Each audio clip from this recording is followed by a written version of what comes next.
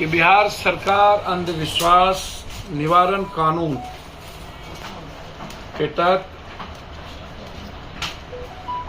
ऐसे किसी भी गलत लोगों को जो किसी पार्टी के एजेंडे पर चलती है, पार्टी के पैसे पर उसको प्रोजेक्ट किया जाता है, उसकी मार्केटिंग होती है। जैसे कभी नागपाल लिपस्टिक वाले,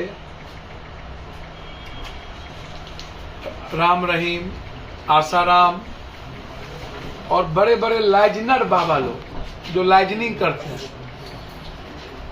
जो 2014 में लाइजनिंग कर रहे थे, डीजल कम हो जाएगा, पेट्रोल कम हो जाएगा, चीनी कम हो जाएगा, महंगाई कम हो जाएगी, भ्रष्टाचार खत्म हो जाएगा।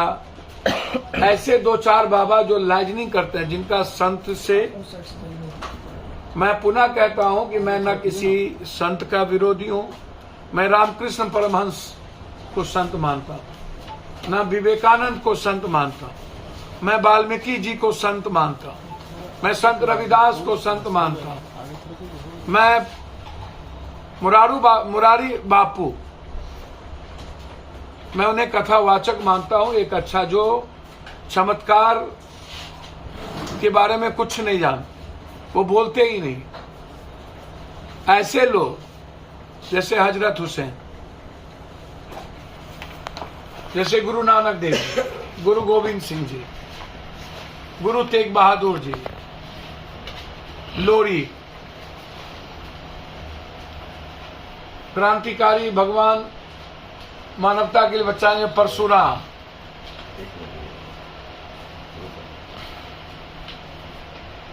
ऐसे लोग, मैं भगवान की श्रृंखला वाली बात नहीं करूंगा, जो संत है, जो विज्ञान और अध्यात्म से संपूर्ण मानव जीवन के बदलने की बात करता है, हम उनकी इज्जत करते हैं, उनको आत्मसात करते हैं, उनके जीवनी के चरित्र पर चलते हैं और उनका अनुकरण करते हैं, आगे भी करते रहेंगे। करने का जो निवारण है उसके तहत उन पर कार्रवाई करे।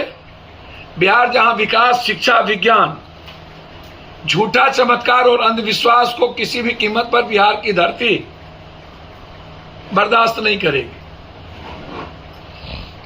महान खगोलक विज्ञान आर्यभट्ट, दुनिया के आयुर्वेद का ज्ञान चरक संगीता देने वाला स्वास्थ्य विज्ञानी चरक की धरती है। ये अनाचार फैलाने की इजाजत पप्पू यादव जैसे लोग नहीं देंगे। अभी कल राजस्थान में कांग्रेस के मंत्री हेमाराम चौधरी ने अपने बेटे वीरेंद्र चौधरी के नाम पर वीरेंद्र धाम बनाया, जिसमें 30 करोड़ की जमीन पर 20 करोड़ में शिक्षा ग्रहण करने के लिए मुफ्त हॉस्टल का निर्माण किया। बिहार में ऐसे ही धाम की जरूरत है, जिसमें कल्याण छात्रावास, दलित, अत्यंत पिछड़ा, ऊंची जात के गरीब, माइनॉरिटीज के लिए।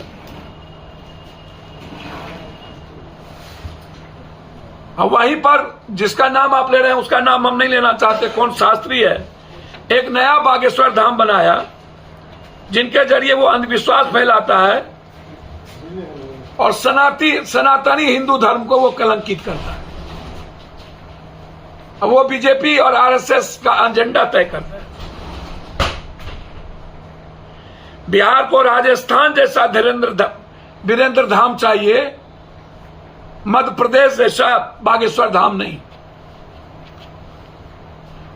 और जो लोग उन्हें ला रहे हैं, क्या उनकी बेटी बीबी, पप्पू यादव की बेटी बीबी, पदाधिकारी बड़े लोगों की बेटी बीबी, क्या कलश स्थापना कलश को लेकर के पैदल चलेंगे? क्या चमत्कार है तो बिहार से बाढ़ की मुक्ति हो जाएगी? बिहार से गरीबी खत्म कर देंगे? बिहार की सारी फैक्ट्री चालू हो जाएगी? जैसे आचार्य श्री राम जी, वो साधक थे, संत थे। इस तरह के बहुत सारे लोग जो रियल संत थे, जिन्होंने कभी चमत्कार की नफरत को अपना आधार नहीं बनाया और किसी पार्टी और व्यक्ति के लिए एजेंडा तय नहीं किया। ऐसे लोग जो 2024-14 के पहले भी भाजपा पार्टी के बड़े बड़े नेता आसाराम के मंच पर नाचते थे, सुप्रीम कोर्ट ने उन्हें बलात्कारी घोषित कर दिया। नागपाल उन्हें जेल में बंद कर दिया मर्डर केस में। राम रहीम सुप्रीम कोर्ट ने उनको मर्डरर माना है, बलात्कारी माना है। बहुत सारी बच्चियों के साथ उन्होंने बलात्कार किए हैं।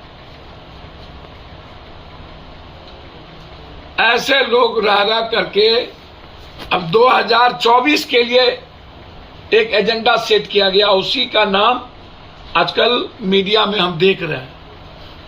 मीडिया बंधु को कहां से, बड़े बड़े कॉरपोरेटर को कहां से इतना पैसा और फंडिंग आ रहा है मुझको नहीं पता,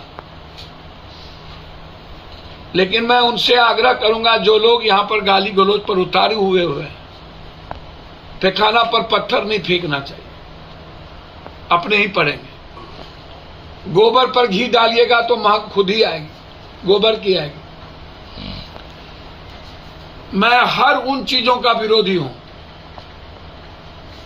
चाहे वो रामायण को कोई गाली दे, चाहे किसी जाति को गाली दे, ब्राह्मण बाहरी है, फलना गलत है, दलित ठीक नहीं है,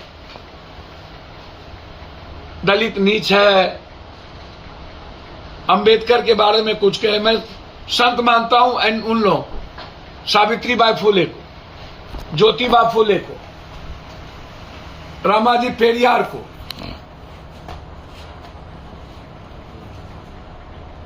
उनको गाली कोई दे, किसी जाति का गाली दे करके नफरत पैदा करे, चाहे किसी भी दल का लोग क्यों ना हो, कभी कुरान शरीफ को, कभी मुसलमान को, कभी मस्जिद को बंद कर दो, कभी मंदिर बंद कर दो। अब बजरंग दल या विश्व हिंदू परिषद, बजरंग दल की स्थापना किसने किया? विनय कटियार, और वो बलात्कार के केस में इन्वॉल्व थे। हमने एक ट्वीट नहीं किया, संवेदना व्यक्त नहीं की। क्या वो सिर्फ कर्नाटक के प्रधानमंत्री बन गए हैं? क्या एक पूर्णकालिक प्रधानमंत्री की जरूरत इस हिंदुस्तान को है? ये अर्धकालिक प्रधानमंत्री है। जो मारे गए लोग हैं, क्या वो मंगल ग्रह पर है? क्या वो भारत में नहीं है?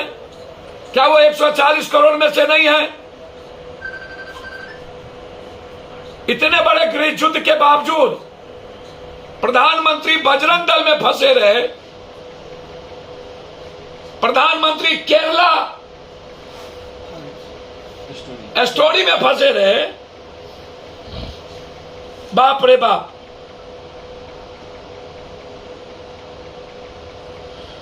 निर्ममता और निस्संसता के साथ कर्नाटक में रोड शो, इस देश के लिए इससे बड़ा दुर्भाग्य कुछ नहीं हो सकता।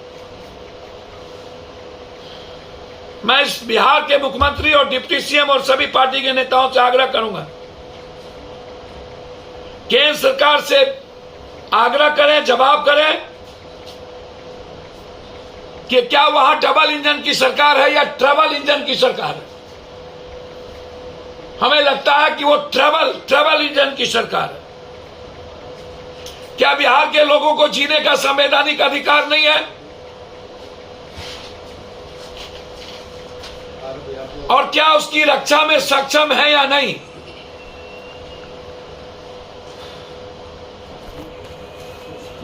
प्रधानमंत्री से जानना चाहेंगे, पहले आपने हिंदुस्तान में जब 2014 के बाद नहीं चल रहे थे तो पुलवामा हुआ। पुलवामा में आने के बाद आपने एक पिक्चर बनाई, उस पिक्चर का नाम था एक्सीडेंटल प्राइम मिनिस्टर। उसके बाद दूसरा पिक्चर आपने बनाया जिसका नाम था महानायक नरेंद्र मोदी।